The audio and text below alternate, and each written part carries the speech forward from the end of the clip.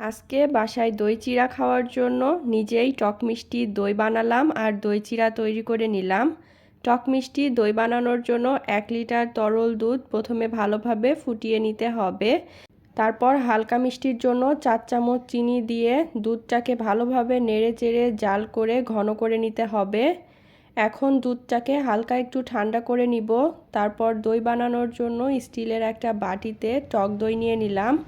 টক দইটাকে ভালোভাবে একটা হ্যান্ড উইক্সের সাহায্যে ফেটিয়ে এর মধ্যে 2 চামচ দিয়ে দিলাম দুধ।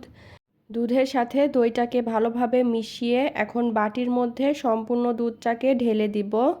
তারপর ভালোভাবে নেড়ে ওপরে একটা ফেনা সৃষ্টি করে দিব।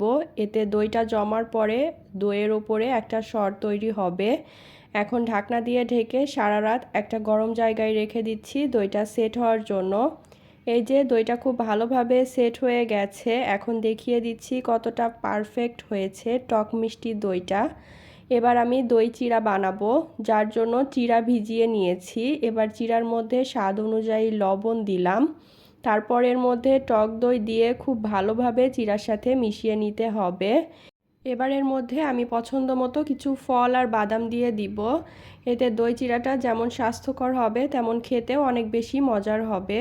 তারপর সব কিছু একসাথে মিশিয়ে একটা সার্ভিং প্লেটে ঢেলে ওপর দিয়ে আরও কিছুটা ফল আর বাদাম কুচি দিলাম।